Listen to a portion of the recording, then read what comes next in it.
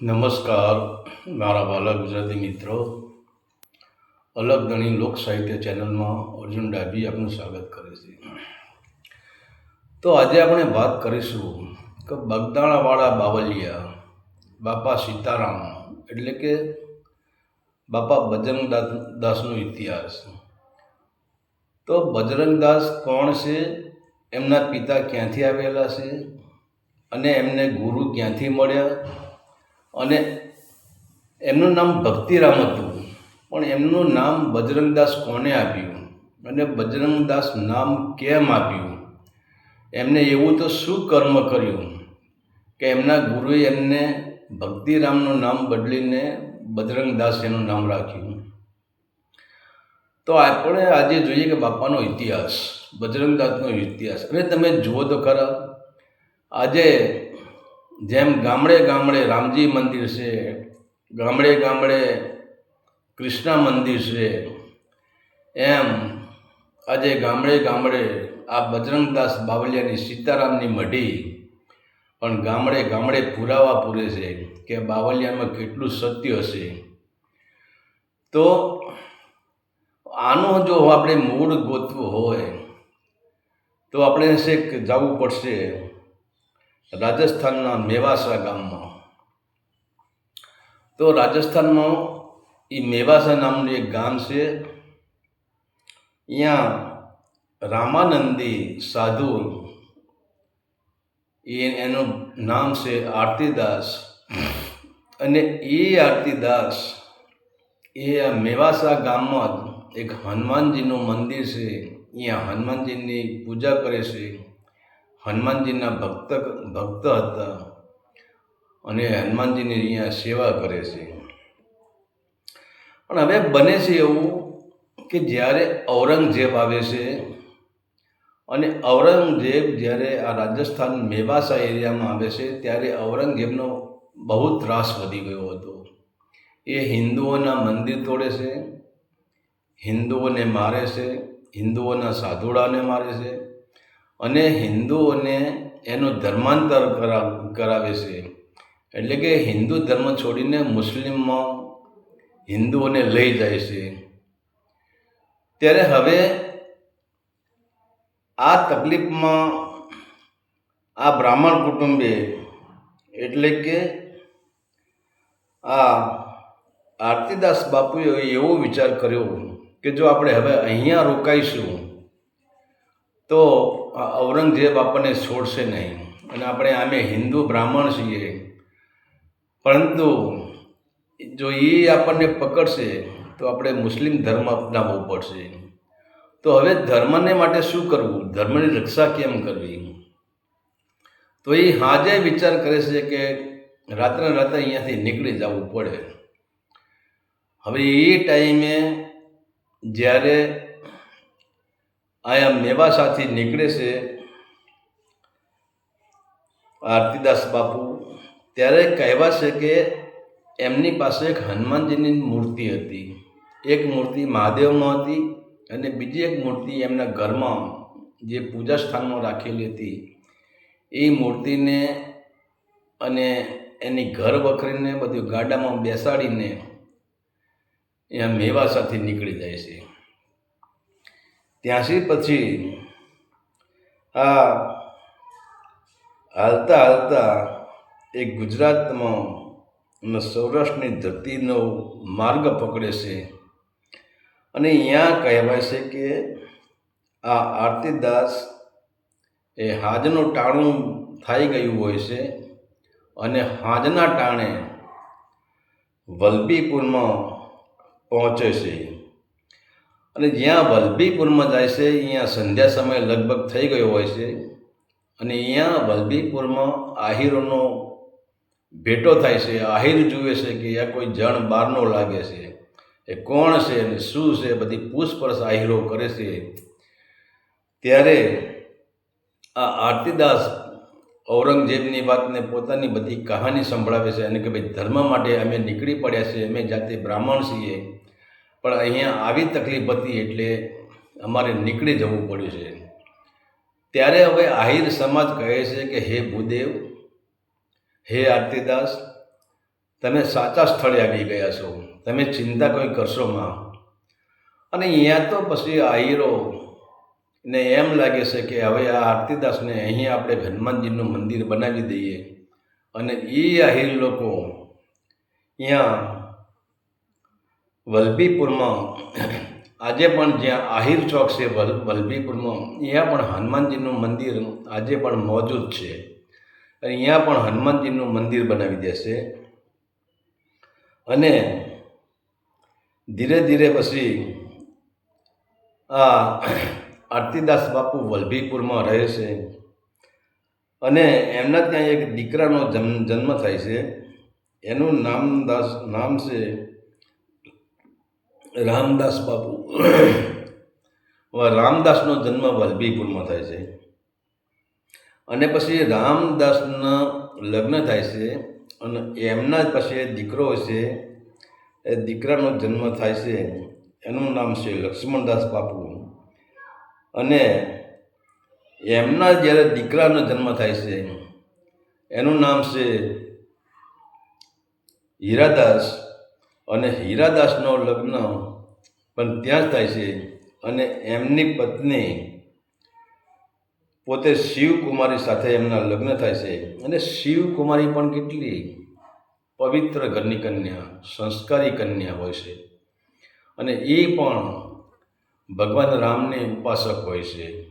હવે આ બાજુ હરિદાસ છે એ હનુમાનજીના ઉપાસક છે. અને એમની પત્ની છે એ શિવકુમારી, એ ભગવાન રામના ઉપાસક છે. તો હવે બંને જણા પવિત્ર જીવન જીવે છે. અને એમાં હવે જે શિવકુમારી છે એને ગર્ભધારણ થાય છે. પણ અહીંયા ઘટના એવી ઘટે છે કે શિવકુમારીને 2 ભાઈ હોય છે. એટલે મોટા ભાઈનો તો લગ્ન થતા જ નથી, પણ નાના ભાઈના લગ્ન થાય છે. ત્યારે નાના ભાઈને એમ થાય છે કે મારી બહેનને મારા લગ્નમાં મારે તેડાવવી જોઈએ. પણ અહીંયા એવું બને છે કે આ શિવકુમારીને છેલ્લો મહિનો હાલતો હોય છે. એટલે કે એના ગર્ભના 9 માસ વીતી ગયા હોય છે. ત્યારે એના મોટા ભાઈ એને તેડવાવે છે કે ભાઈના લગ્ન છે ને તમારે આવવું પડશે. ત્યારે હવે શિવકુમારી કહે છે કે ભાઈ તું મારી પરિસ્થિતિ જો, મારે અત્યારે પૂરા દિવસમાં હાલી રહ્યા છે અને મારા શરીરનું કોઈ ઠેકાણું નહીં, કયા ટાઈમે શું બનાવ બને, હું કેવી રીતે આવું. પણ તો ભાઈનો આગ્રહ જુએ છે એટલે આ બેન લાચાર થઈ જાય છે. અને સવારે અહીંયા જ્યાં બળદગાડું જોડે છે અને બળદગાડામાં આ શિવકુમારી અને એનો ભાઈ બંને બેઠા છે. ત્યાં હવે બને છે એવું કે બંને હાલ્યા જાય છે. અને જ્યાં બરાબર એમ કહેવાય છે કે ભાવનગરથી થોડું દૂર ગાડું આમ નીકળ્યું છે, ત્યાં જંગલમાં એક હનુમાનજીનું મંદિર આવે છે ભાવનગરથી આગળ. અને બરાબર અહીંયા હનુમાનજીના મંદિરના સામે ગાડું આવ્યું છે. અને અહીંયા એક નદી વહે છે. અહીંયા આ શિવકુમારીને દર્દ ઉપડ્યું છે, બાળકનું દર્દ ઉપડ્યું છે. ત્યારે શિવકુમારી કહે છે કે વીરા, હવે ગાડું આગળ હંકારમાં મને અહીંયા વેદના થાય છે, મને પ્રસૂતિની પીડા ઉપડી છે. અને પછી તો એ નજીકમાં હનુમાનજીનું મંદિર, તો ત્યાં શિવકુમારીને લઈ જાય છે. અને એનો ભાઈ દોડે છે.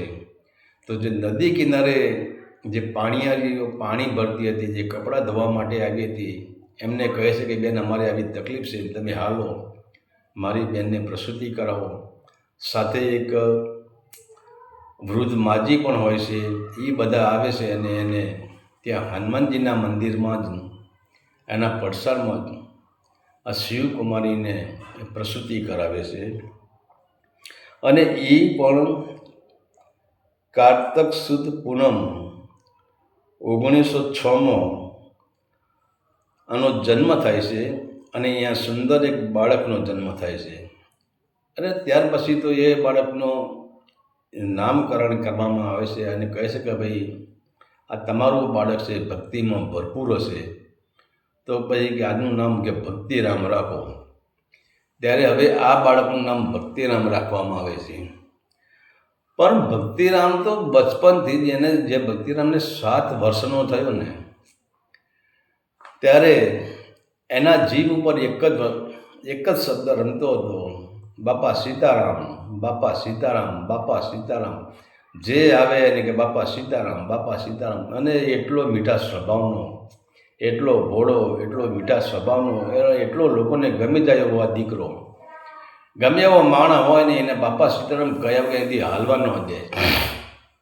તો આ ભક્તિરામને ધીરે ધીરે બાપા સીતારામની રણંકાર લાગી ગયો છે. એને જીભ ઉપર બાપા સીતારામનું નામ રમ્યા કરે છે. તો હવે આ હીરદાસ ત્યાંથી પછી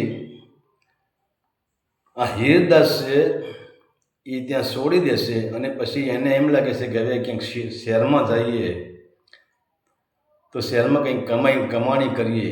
અને કમાણી કરવા માટે પછી અહીંયાથી પછી આ હીરદાસ છે એ સુરતમાં વયા જાય છે. અને ત્યારે પછી તો ભક્તિરામ પણ એની સાથે સુરતમાં જાય છે. પણ ભક્તિરામ તો પણ સુરતમાં જ્યાં માણસો મળે અહીંયા બાપા સીતારામ, બાપા સીતારામ, બીજી કંઈ વાત જ નહીં બીજી. એમ કરતાં આ સીતારામ ભક્તિરામ 11 વર્ષના થઈ ગયા છે. અને અહીંયા એવું બને છે કે ભક્તિરામની ઉંમર 11 વર્ષની થઈ છે. અહીંયા ભગવાન કૃષ્ણએ જ્યાં કર્ણને અગ્નિ સંસ્કાર કરેલા હતા તાપી નદીના કિનારે, અહીંયા એક જોગીડાની જમાત આવે છે. અને ભક્તિરામને ખબર પડે છે કે અહીંયા એક જોગીડાની જમાત આવી છે. તો ભાઈ ભક્તિરામ આ જોગીડા ભેગા વયા જાય છે. અહીંયા જોગીડાની સેવા કરે છે, સાધુઓની સેવા કરે છે. હવે તો સાધુઓને એમ થઈ ગયું કે આ 11 વર્ષનો દીકરો કેટલી આપણી સેવા કરે છે. તો ત્યારે જો આ ભક્તિરામને જોઈને એ જમાતમાં એક સાધુ હશે, જે સાધુનું નામ હશે, જોગીડાનું નામ હશે સીતારામ. એ સીતારામને આ ભક્તિરામ બહુ વાલો લાગે છે. સીતારામ મૂળ જેવો તેવો કંઈ જોગીડો નથી. એ ભક્તિરામને પામી જાય છે કે આ જેવો તેવો જોગીડો નથી, આ કોઈ ઓલિયારો અવતાર લાગે છે, આ કંઈ જેમ તેમ બાળક નથી. તો પછી સીતારામ બાપુને એમના સાધુને ત્યાં રોકાવાનું કહે છે કે બેટા તું અહીંયા રોકાઈ જા. અને પછી ધીરે ધીરે આ સીતારામ બાપુ આ ભક્તિરામને બોધ આપે છે, કંઠી પહેરાવે છે અને એમના સાનિધ્યમાં એમને તપસ્યા કરાવે છે. તો સીતારામને થઈ ગયું કે આ જુગ જુગનો કોઈ ઓલિયો લાગે એવો દીકરો છે, આ કલ્યાણકારી દીકરો છે. તો સીતારામ બાપુએ એને એમની સાનિધ્યમાં જ રાખે છે. અને પછી તો થોડા સમય પછી સીતારામ કહે છે કે બેટા હવે અમારે વિદાય લેવાનો સમય થઈ ગયો, તો તું તારા મા બાપને અહીંયા ભયો જા. ત્યારે ભક્તિરામ કહે છે કે હે ગુરુજી, તમે મને કંઠી બાંધી, તમારા સાનિધ્યમાં હું રહ્યો, તમારાથી મને આટલું જ્ઞાન થયું, હવે હું તમને છોડીને ક્યાંય જવાનું નથી. ત્યારે ભક્તિરામના ગુરુ સીતારામ કહે છે કે બેટા તારા મા બાપને બોલાવો. પછી તો ભક્તિરામના મા બાપને બોલાવે છે અને સીતારામ કહે છે કે હવે આ બાળકને હું સાધુ બનાવું છું. ત્યારે ભક્તિરામના બાપુજીને એમની મા કહે છે કે બાપુ અમે તો સાધુ જ છીએ, અમે રામાનંદી જ છીએ, અમારે ભેગ ધરવાનું ધારણ નથી, અમે જન્મથી જ ભેગ ધરીને જન્મ્યા છીએ. પણ એમ છતાં સીતારામ કહે છે કે આ તમારો દીકરો જેવો તેવો નથી, આનું આખી દુનિયામાં આનું નામ જાહેર થશે અને આખી દુનિયા આને ચરણે પડશે, આખી દુનિયાને પૂછશે, આખી દુનિયાના ચમત્કારોમાં બતાવશે. ત્યારે પછી બંને જણા માની જાય છે અને આ ભક્તિરામને સીતારામના ચરણોમાં ધરી દેશે. ત્યાર પછી આ સીતારામ ગુરુ છે એ આ ભક્તિરામને લઈને પછી અયોધ્યામાં આવે છે. તો એક દિવસ એવું બને છે કે સીતારામ છે એ ભક્તિરામને કહે કે ભક્તિરામ બેટા આજે તારે કામ કરવાનું છે. કે બોલો ગુરુજી શું કામ કરવાનું છે? ત્યારે કહે છે કે આજે મારે દૂધ પીવું છે, પણ તારા પરસેવાનું દૂધ હોવું જોઈએ. ત્યારે ભક્તિરામને થઈ જાય ખ્યાલ આવી જાય છે કે મારા પરસેવાનું દૂધ કેવી રીતે લાવવું. ત્યારે પછી ભક્તિરામ જ્યાં સીતારામનો આશ્રમ અહીંયાથી વયો જાય છે અને જાય છે ત્યાં એ જુએ છે તો એક ખેતરના શેઢા ઉપર એક મશીન હતું અને એ મશીન ખાડામાંથી બહાર કાઢવા માટે 5-7 માણસો મથતા હતા. અને અહીંયા તો પછી આ ભક્તિરામ જાય છે અને અહીંયા પૂછે કે સીતારામ સીતારામ, એટલે બધા કહે સીતારામ બાપુ સીતારામ. નાની ઉંમરમાં લોકો એને બાપુ કહેતા હતા. કાં શું કરશો તમે? એ કે આ મશીન કે ખાડામાંથી બહાર કાઢવું છે ને મશીન નીકળતું નથી. ત્યારે આ ભક્તિરામ કહે છે કે તમે બધા છેટા વયા જાઓ, એ મશીન હું એકલો ખાડામાંથી બહાર કાઢી દઈશ. હવે વિચાર તો કરો, 17-18 વર્ષનો જે દીકરો એ ભક્તિરામ જાણમ કપાસિયાની બોરી ઉપાડે ને કપાસિયાની ગુણ ઉપાડે ને એમ મશીનને બથમાં ગાળીને બહાર ફેંકી દીધું છે.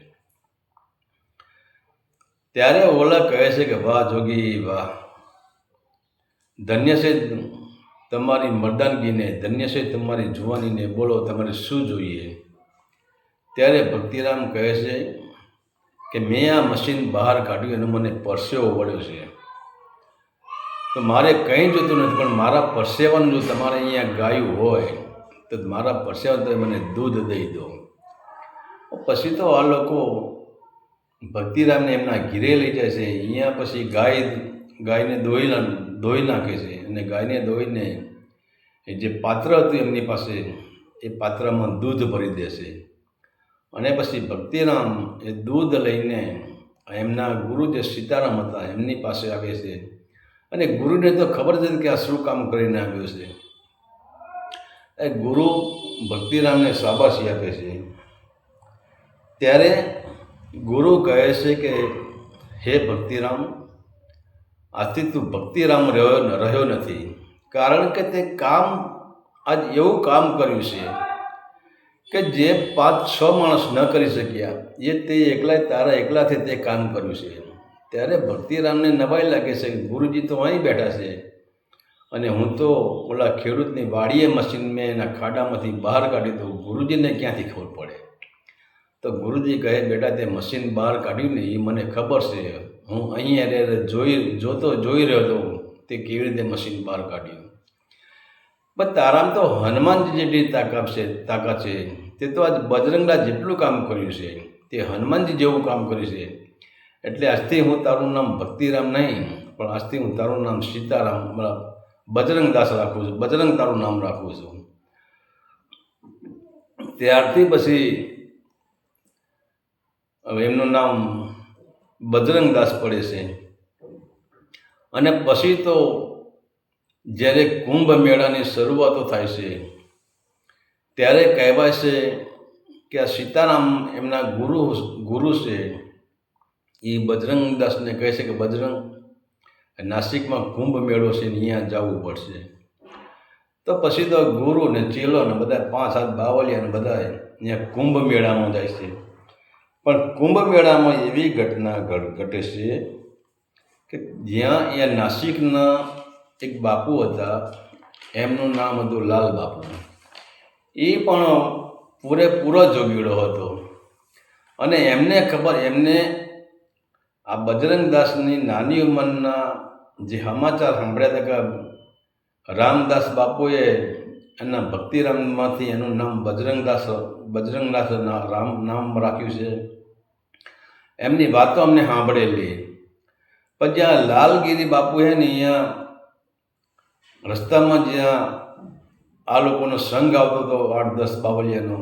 અહીંયા લાલગીરી બાપુને ખબર પડે હામાં જાય છે, અને હામાં જઈને વિચાર કરે છે કે હવે જુએ છે તો આ બજરંગદાસ એટલે કે આ બજરંગ નામનો બાવલિયો એ સીતારામના એમની ગુરુના પાછળ હાલે આવે છે, એમની નજર પડે છે.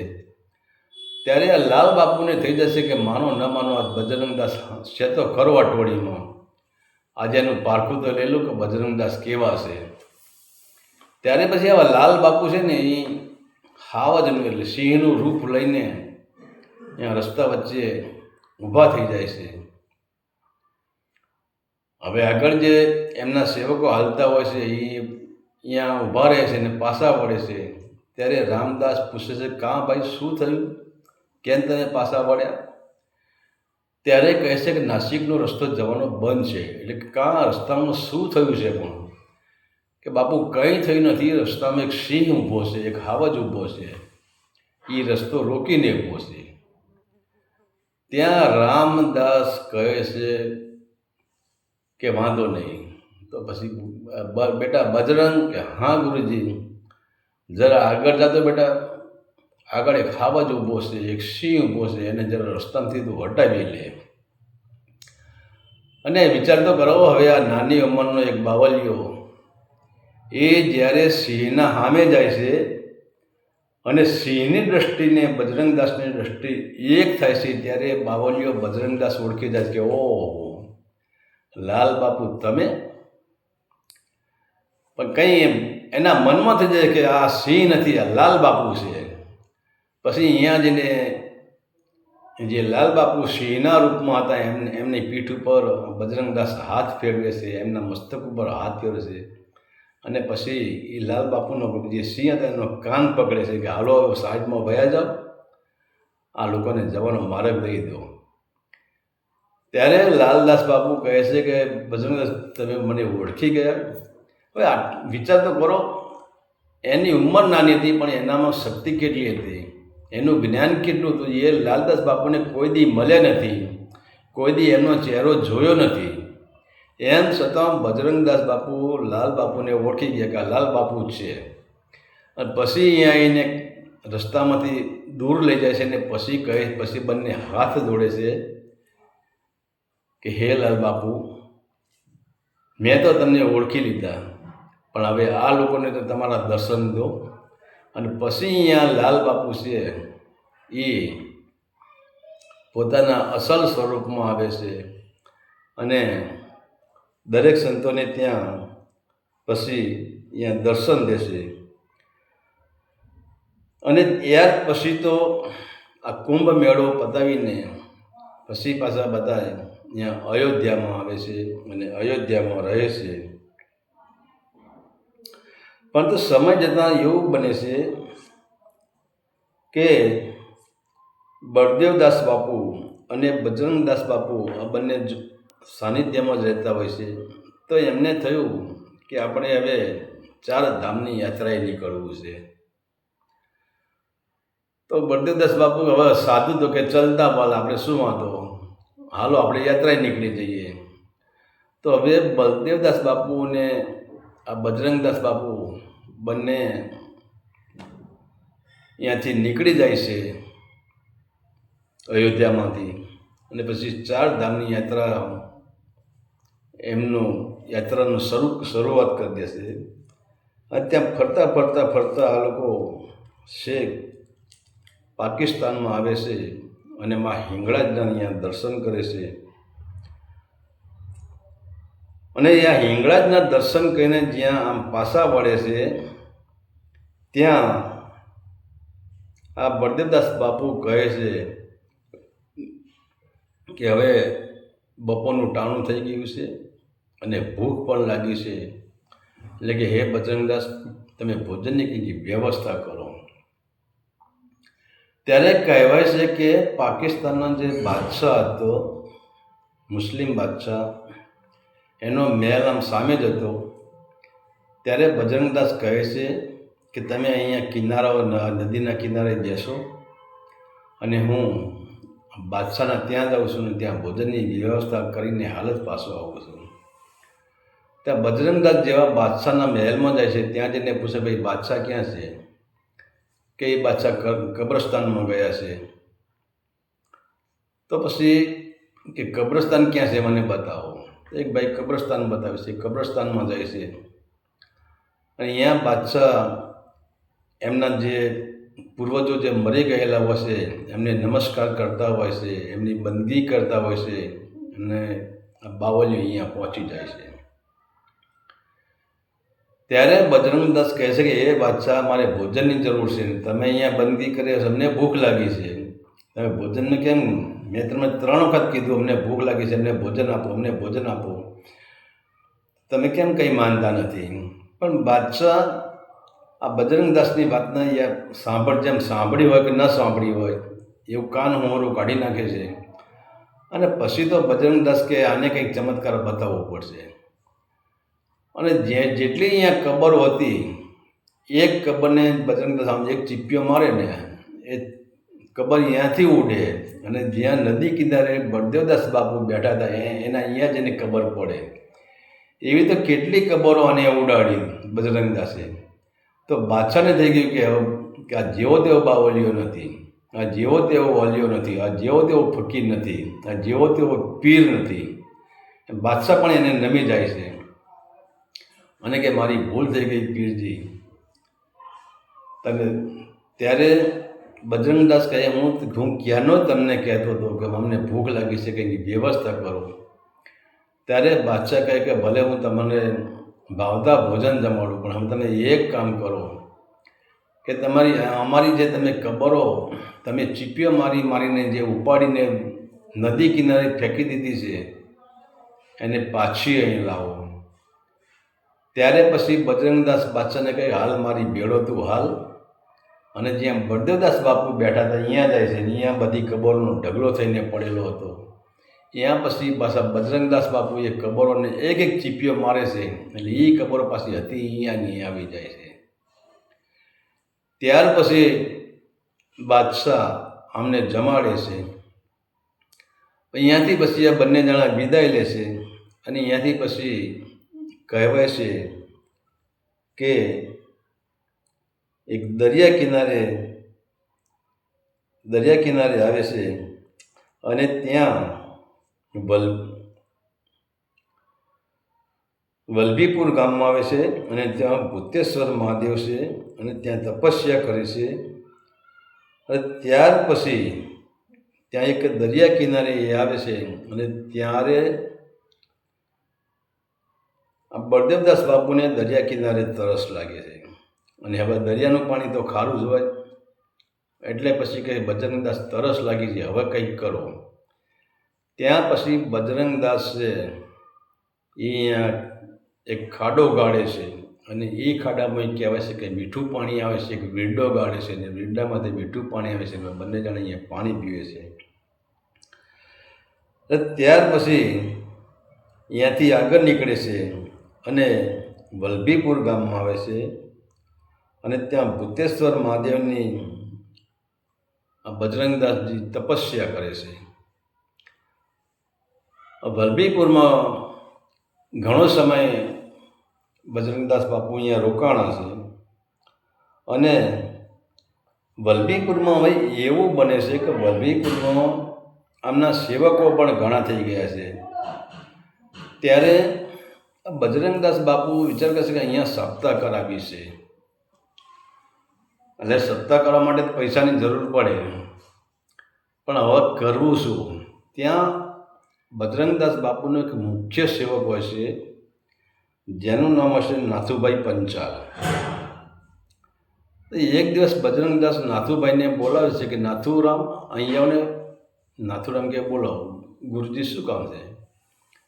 આપણે અહીંયા સપ્તાહ કરાવી છે અને સપ્તાહ માટે પૈસાની જરૂર પડે. ઓ નથુરામ કે બાપજી, કેટલા પૈસાની જરૂર પડે? એટલે બજરંગદાસ કહે કે આમ તો જોવા જઈએ કે આપણે 10,000 રૂપિયાની જરૂર પડે. કાલે તો અમને 10,000 રૂપિયા આપી દે, આપણે સપ્તાહ કરાવી દેવી છે. હવે નાથુરામ બિચારો એક સામાન્ય ડ્રાઈવર હતો, એની પાસે ક્યાંથી પૈસા હોય? અને બાપુએ કહ્યું તું મને કે કાલે મને તું 2 દિવસમાં તું મને 10,000 રૂપિયા દઈ દેજે. ત્યારે હવે નાથુરામ વિચાર કે હવે શું કરવું. પણ હવે નાથુરામ છે ને એ મસ્તરામ હતા, એક સુખી ઘરના માણસ, એમની ગાડીનો ડ્રાઈવર હતો. ત્યારે નાથુરામને થઈ ગયું કે હવે આ બજરંગદાસ બાપુએ મને 10,000 રૂપિયાનું કહ્યું છે, 10,000 રૂપિયા તો ક્યાંથી લાવું. પણ એ સવારે જે મસ્તરામની ગાડી લઈને નીકળે છે તો પછી મસ્તરામની ગાડી એ વેચી મારે છે 10,000માં. અને એ 10,000 રૂપિયા લઈને આ નાથુરામ પંચાલ એ બાપા બજરંગદાસ પાસે આવે છે અને આવીને કહે છે કે લો બાપુ 10,000 રૂપિયા. અને હવે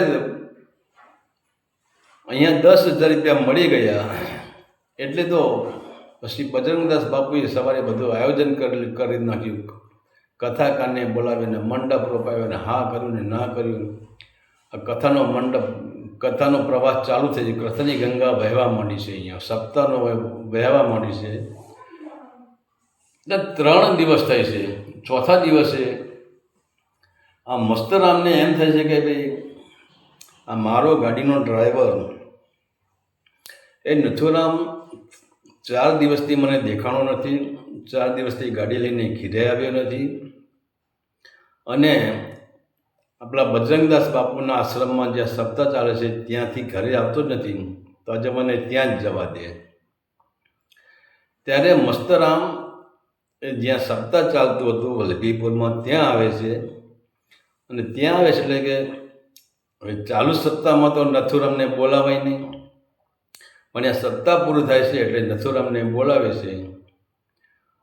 ત્યારે બજરંગદાસ એમની પાછળ આવે છે અને બજરંગદાસ આ મસ્તરામને કહે છે કથા સાંભળવા આવ્યા છો કે ના ગુરુજી, કથા સાંભળવા નથી આવ્યો. તો શું પ્રસાદી લેવા આવ્યા છો કે ના ગુરુજી, પ્રસાદી લેવા નથી આવ્યો, મારે નથુરામનું થોડું કામ હતું એટલે નથુરામને મળવા આવ્યો છું.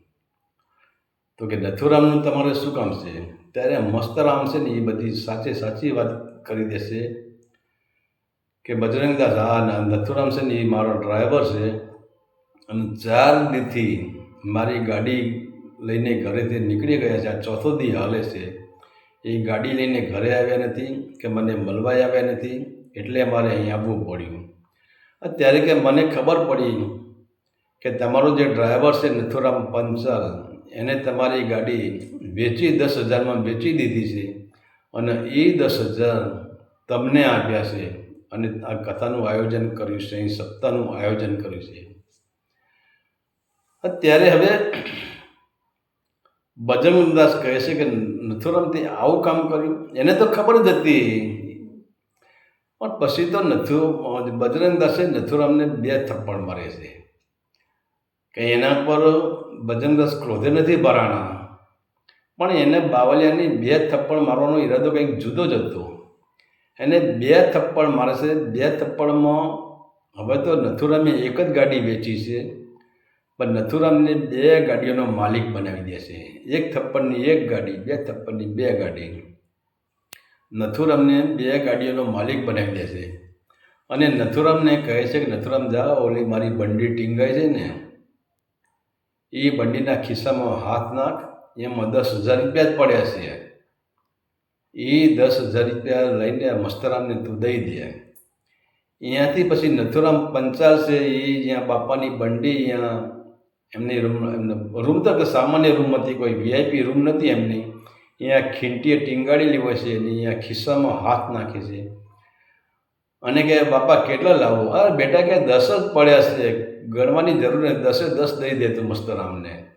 અને અહીંયાથી પછી નથુરામ આ 10,000 રૂપિયા લઈને જ્યાં મસ્તરામને દેવા જાય છે તો મસ્તરામ બજરંગદાસના ચરણોમાં ઝૂકી જાય છે અને કહે છે હે ગુરુજી, હે બજરંગદાસ બાપુ, મારે હવે 1 રૂપિયો ન ખપે.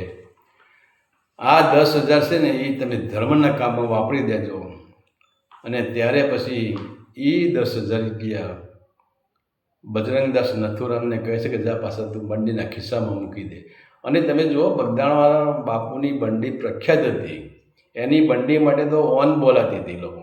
આપણે બંડીનો તો આપણે અલગથી વિડીયો બનાવીશું, પણ કહેવાનો મતલબ શું છે? બજરંગદાસનું જીવન એટલે જીવન, અને એમને એ બાવલીને આજે કહેવાય છે કે રામ રોટી રામ રોટી રામ રોટી, બાવલિયાની રામ રોટી, આજે પણ રામ રોટી પ્રખ્યાત છે. તો ત્યાર પછી એ ગાડીના પૈસા લેતા જ નથી, અને ત્યાર પછી આજે બજરંગદાસ છે એ અહીંયાથી નીકળી જાય છે, અને પછી અહીંયા એ બગદાણા આવે છે. અને બગદાણા ધામમાં આવીને પછી તો આપણને ખબર છે કે બગદાણા આવીને આ બજરંગદાસ બાપુએ કેવા કામ કર્યા છે, શું કર્યું છે. બગદાણાની ભૂમિને પવિત્ર કરી નાખી છે. અને આજે પણ આપણે જ્યાં બગદાણા જઈએ તો આપણને એમ લાગે કે આજે આ બાપુ બજરંગદાસ એની જગ્યામાં આજે હજુર છે. તમે અહીંયા જાઓ એટલે એનો તમને ભાસ થઈ જ જાય. અને અહીંયા આજે આપણે જઈને જોઈએ કે ઘણા લોકો એવા એને અહીંયા માથા ટેકતા હોય છે, અને એમનું પણ કામ થતું હોય છે. તો પછી તો ઇતિહાસ આપણે જાણવાની જરૂર નથી. આજે આપણે જોઈએ છે કે બગદાણા આવીને બજરંગદાસ બાપુએ કેવા કામ કર્યા છે. તો આ તો બજરંગદાસ બાપુનો ઇતિહાસ.